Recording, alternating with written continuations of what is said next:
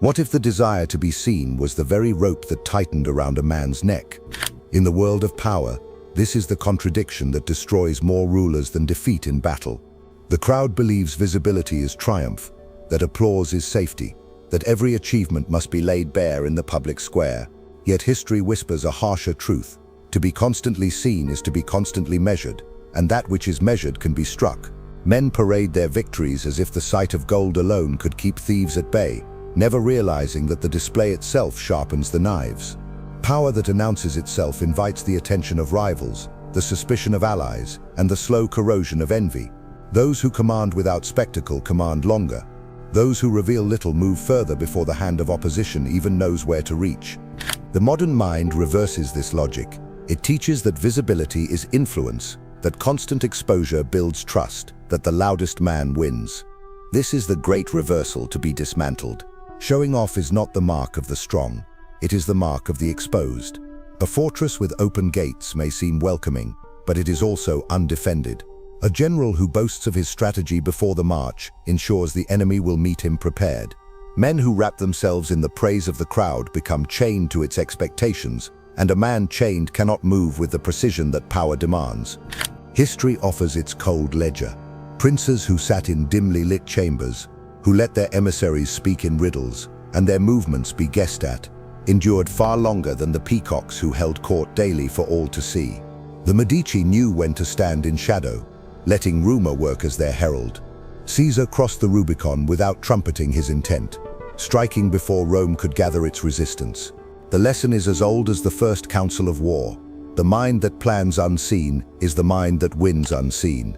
In every era, those who have endured understood the art of remaining partially hidden, of letting their work speak without revealing the full hand behind them. Yet the trap is modernized, more seductive than ever. Social display, the endless broadcast of personal victories, has become a ritual mistaken for power itself. Men believe the currency of respect is minted in photographs, declarations, and public proofs of success. But the man who reveals his wealth invites thieves. The man who declares his next move invites sabotage. Silence has never been weakness. Silence is a wall, and a wall forces the enemy to guess where the door might be. The more they guess, the more they waste their strength. In an age where every man is expected to reveal himself, the one who withholds becomes a puzzle, and puzzles command more fear than open books.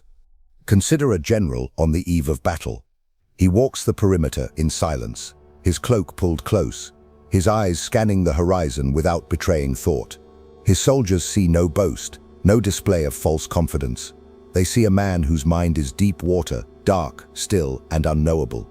His enemy sees nothing at all, hears no leaks, catches no rumors. They cannot prepare for what they cannot read. This general wields a weapon far sharper than his sword, the uncertainty in the minds of those who oppose him.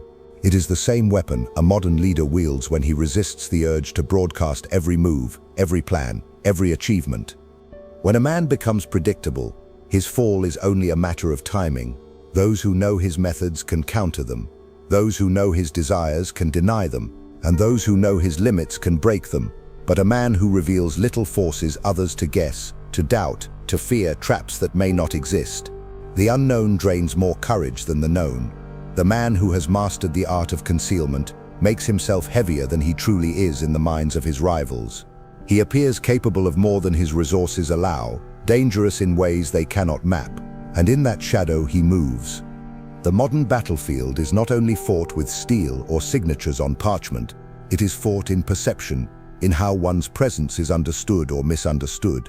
The man who is everywhere, who speaks on every stage, who constantly affirms his position, becomes a known quantity. He loses the one advantage that even the smallest player can hold over the largest empire, the advantage of surprise. In business, in politics, in the silent war of influence, surprise is the weapon that overturns tables before the game begins. To give it away for the fleeting warmth of public praise is to trade a crown for a crown of thorns. Those who understand this play the long game. They are content to let others take the spotlight, knowing that the spotlight burns hot and fast, and that in its glare, mistakes are magnified. They do not measure themselves by applause, but by the steadiness of their position. They know that envy is a silent assassin, and that every unnecessary display feeds it. By moving in silence, they disarm the assassin's blade. The most dangerous man in the room is not the one everyone is watching. It is the one whose movements no one notices until the decision is already made. Ask, then, not how much can be shown, but how much can be achieved unseen. The world has never rewarded the one who offers all his secrets for free. It rewards the one who lets others underestimate him, the one who lets rumors paint him larger than life, the one who strikes without announcement and leaves without explanation.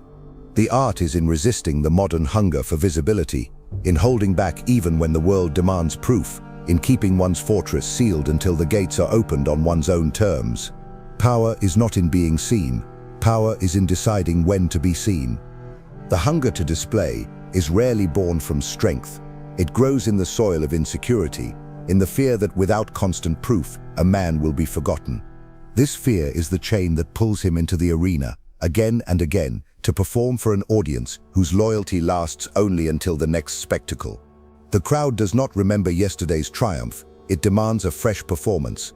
And in this endless cycle of exhibition, the performer becomes exhausted, his guard lowered, his movements anticipated. The hunter's eyes watch for this moment, the moment when the constant need to be seen leaves the target too tired to protect himself. Even the sharpest blade dulls when swung without pause. So too does a man's influence when it is spent in constant display. His victories lose their impact, his image becomes common, and the awe he once commanded fades into routine familiarity. Familiarity is fatal to mystique. The rare and the unseen are prized because they are scarce. The overexposed is discarded because it is everywhere. Power decays when it ceases to surprise.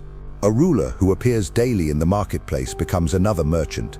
A leader who speaks on every matter becomes another voice in the noise. The extraordinary survives by rationing itself. Observe the predator in nature. The lion does not roar at every passing shadow. He waits. He blends into the tall grass, invisible to those who might flee. His silence is not weakness, it is positioning. The prey grows comfortable, unaware of the danger, until it is too late. The man who governs his image must act the same. Every appearance, every statement, every display should be calculated for maximum effect, with long silences in between to deepen the tension. To move otherwise is to teach the world one's patterns, and once those patterns are learned, they can be broken. Power demands that a man learn to deny his own impulses. The urge to prove oneself is natural, but nature alone does not build empires. Restraint does. The most dangerous leaders are not those who lack ambition, but those who can chain it, release it only when the timing ensures a decisive blow. They feed the world crumbs, never the feast, so that the hunger for their presence only grows. When they do reveal themselves, the room stills, the air changes, and every word is weighed as if it were a rare coin. This is the currency of influence, scarcity, precision, and control over the narrative. The opposite approach, constant visibility, surrenders the battlefield before the first shot is fired. When all is known, nothing is feared. When every move is mapped, the opponent needs only patience to predict the next step. The man who is always speaking has no secrets. The man who has no secrets has no leverage. Secrets are not simply things withheld. They are the unseen levers by which reality can be shifted without resistance. They keep others guessing, and guessing is a form of paralysis. The uncertain enemy moves slower, questions himself, makes mistakes born of assumption.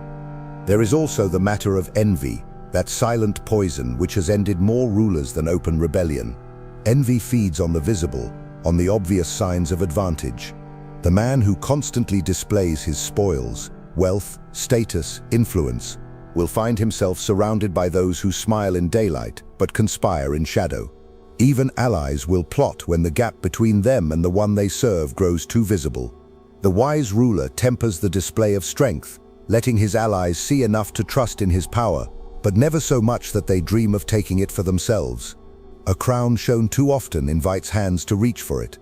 In the modern world, where exposure is currency and every man is encouraged to broadcast his life, the act of withholding becomes revolutionary. It sets a man apart. It turns him into a figure of speculation, a subject of whispered conversations rather than public debate. Whispers travel differently than shouts. They are slower, more deliberate, and they linger. A man who understands this will craft his presence as carefully as a general maps a siege, deciding when to be seen, when to vanish, and when to reappear with force that disrupts the entire field. The strong do not compete for attention. They force attention to compete for them. They understand that the spotlight is a tool, not a dwelling place. They step into it to make the decisive strike, then step back into shadow to prepare the next one. Each return carries greater weight because each absence has built anticipation. The man who learns to disappear becomes the man whose reappearance changes the game. In a world full of performers, the one who does not perform becomes the only act worth watching. A man who moves without restraint in revealing himself becomes a map laid open on the table, every road and border traced for his enemies to study. Such a man ceases to be a mystery, and without mystery, he cannot command the deepest forms of loyalty or fear. Loyalty born from routine visibility is shallow. It is anchored to entertainment, not to respect. Fear born from unpredictability, however, roots itself in the mind and refuses to loosen its grip. The greatest leaders in history understood that to be unriddable was to be untouchable. When an opponent cannot anticipate a move, he cannot prepare the counter, and preparation is the essence of survival in any contest of power. There is a danger more subtle than the envy of others, the erosion of one's own discipline. Constantly showing one's hand breeds a habit of carelessness. The more often a man speaks, the more likely he is to speak without precision. The more often he acts before the eyes of the crowd, the more likely he is to act for their approval rather than for the demands of strategy. Every public gesture becomes a performance, and performances are written to please, not to prevail. When pleasing the audience becomes a man's first instinct, his ability to make ruthless, necessary decisions begins to rot. In seeking to hold the crowd, he loses the war. The wise understand that power grows in silence, the way steel tempers in the fire. The shaping is done out of sight, and only the finished weapon is revealed. The blacksmith does not invite the village to watch each hammer strike. He reveals only the blade that will cut clean through his enemies. In the same way, the strategist guards his process. Plans are not paraded in the streets. They are carried out while the world still thinks he is resting. By the time the outcome is known, the matter is settled, and those who might have resisted are left studying a battle that has already ended. Consider the court of an ancient ruler. The corridors are dim, the air heavy with incense, the sound of distant footsteps echoing along stone walls. Servants carry messages without words, glancing only to confirm they are understood. Outside the gates, the ruler is spoken of constantly, but seen rarely. Each appearance is a calculated event, designed not to satisfy curiosity, but to deepen it. The people wonder what occupies his time. His rivals wonder what forces he is gathering. Neither knows the truth, and that ignorance is the soil in which his authority takes root. The same principle applies in modern rooms, boardrooms, negotiation tables, political arenas, where the man who speaks least often controls the most space. The modern trap is built on a false reward. Exposure feels like victory because it produces immediate reaction. Praise, attention, imitation, all are intoxicating. But like any intoxication, they cloud judgment. They lure a man into thinking he can maintain power by feeding the crowd, not realizing that the crowd's appetite is endless and its gratitude short-lived. He must offer more and more until there is nothing left to protect. His strength, his strategy, his privacy, all consumed in the public feast. And when there is nothing left to show, the same crowd that once cheered will look to the next man who can entertain them. In every age, those who last are those who resist the urge to feed the spectacle. They measure their presence with the same care they measure their strikes. They appear when their appearance shifts the balance, and they withdraw when remaining would serve only the appetite of others. They are seen as inevitable, as if their presence in the game cannot be questioned, and yet their moves remain invisible until they land. This is the paradox that frightens rivals. To be certain the man will act, but to have no idea how or when. The enemy of such a man is left to fight ghosts. He plans against possibilities, burns energy against shadows, and exhausts himself in preparation for attacks that may never come. This is the hidden tax of dealing with someone who reveals nothing. Every hour spent watching him is an hour not spent advancing one's own position. The concealed man not only protects himself, he weakens others without striking a blow. His power grows not only from what he does, but from what he refuses to do. In a time where showing off is celebrated as ambition, restraint becomes the rarest and most dangerous trait. It is not the man who demands to be seen who controls the room, but the one whose absence bends the air, whose silence forces others to fill it with speculation. And when speculation replaces certainty, fear takes root, and fear is the foundation on which lasting power is built. The man who understands concealment does not merely hide, he shapes the field around his absence. Every movement withheld, every word left unsaid, becomes part of a larger architecture of control. Rivals lean forward, listening for signals that never come, interpreting silence as a calculated message. Allies tread carefully, unsure of the full reach of his hand. In this uncertainty, he becomes heavier in the minds of all who deal with him, as if his influence stretches further than it truly does. This is the art of magnifying power without expending it, to let imagination work harder than reality ever could. Those who constantly display their hand believe they are shaping perception, but in truth, they are surrendering the most valuable terrain, the unknown. Once a man's resources, allies, and ambitions are clear, his opponents begin to measure them, test them, and devise ways to cut them down. A fortress whose walls are counted is already halfway to being breached.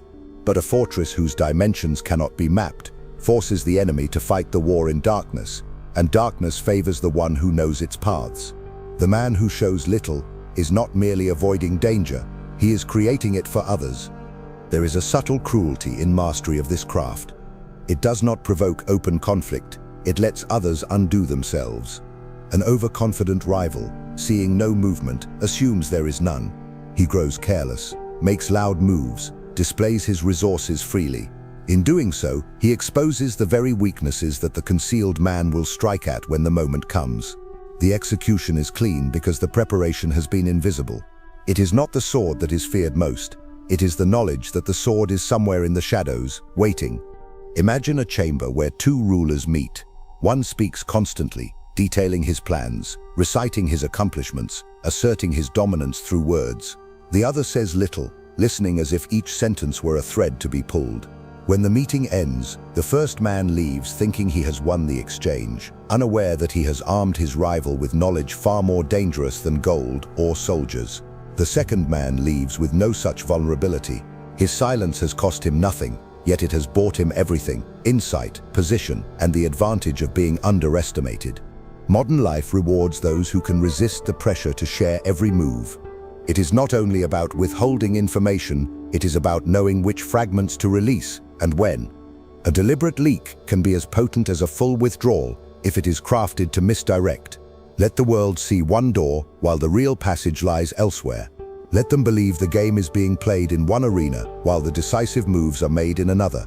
This way, even what is seen becomes a trap, and the desire to watch becomes the very chain that binds the watcher. The seduction of showing off is strongest when a man feels he has achieved something remarkable.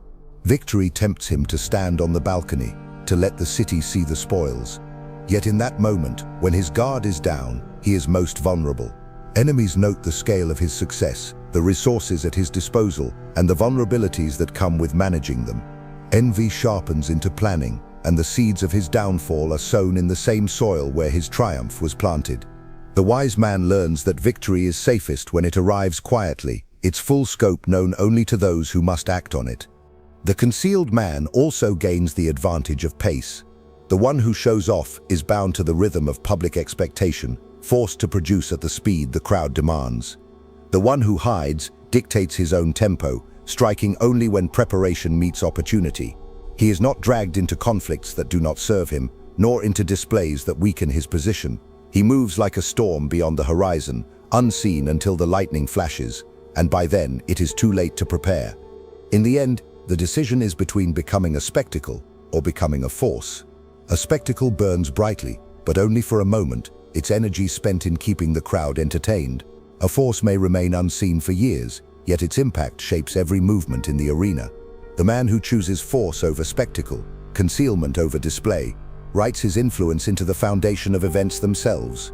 He does not wait for permission to act, nor for applause to confirm his worth. He moves on his own terms, and in doing so, he ensures that no one can strike him before they know where to aim. The man who becomes a shadow in plain sight learns to weaponize patience. He understands that most adversaries are undone, not by superior force, but by their own inability to wait. They rush to act, rush to speak, rush to be seen. In their haste, they scatter their resources and reveal their intent, making themselves vulnerable to the one who has the discipline to remain still until the field tilts in his favor. In this way, time becomes his ally, a silent accomplice that strips away the disguises of others while deepening his own. The longer he withholds, the more others overextend, and the more precise his eventual strike will be. Those who show off rarely think of the cost. Every display requires energy, resources, and attention, all of which are finite. The performer burns through his reserves to keep the audience captivated, yet each act makes the next one harder to match. This is the exhaustion of spectacle, a slow bleed that feels like progress, but leads to collapse. The man who resists this trap preserves his strength, revealing it only when it can decide the outcome. His silence is not emptiness, but conservation. His absence is not neglect, but the storing of force for the moment when its release will be devastating. In the minds of his rivals, the concealed man becomes something more than human. They project onto him strategies he has not yet devised, resources he does not yet possess, alliances that may not exist. Their fear inflates his stature, making him seem far larger than he is. This illusion is one of the oldest tools of power, and it works best when a man refuses to feed the need for constant explanation. The less that is confirmed, the more that is imagined, and what is imagined is often far more terrifying than reality. Picture the negotiation table. One side fills the room with words, charts, and promises. The other listens, unmoved, revealing nothing but the occasional shift of the eyes. Hours pass, and the talkers exhaust themselves, offering concessions to fill the silence. By the time the meeting closes, the silent man has gained more than he could have asked for openly, because his restraint forced the other side to bargain with their own anxiety. This is the hidden economy of power, where withholding is worth more than giving, and where every unspoken word gains value with time. The man who shows off courts too many eyes, and among those eyes are always the watchers who calculate, compare, and conspire. He invites into his circle not just admiration but scrutiny. The more he reveals, the easier it becomes for those watchers to chart his weaknesses. This is why those who guard their image guard it fiercely, never letting the world see more than what is strategically chosen. An uncontrolled image is an open flank, and open flanks do not survive long in the war for influence. Even in alliances, restraint preserves dominance. When a man allows his allies to see every card, he gives them the power to question his position. But when he keeps certain truths to himself, he remains the axis around which the alliance turns. His allies may depend on him without ever fully knowing the depth of his capability, and that dependence is more binding than any contract. This dynamic collapses the moment he overshares, for familiarity breeds not only comfort but ambition in those who might one day wish to take his place. The art lies not in total invisibility, but in measured revelation. Appear too rarely, and one risks irrelevance. Appear too often, and one risks exposure. The balance is struck when each appearance feels intentional, weighted, and necessary. This balance creates the impression that one's presence is a privilege, not a constant. Privilege breeds respect, and respect, once rooted, sustains power, even through periods of absence. In the contest between those who display and those who withhold, history shows the same ending again and again. The display burns hot and dies quickly. The withheld endures.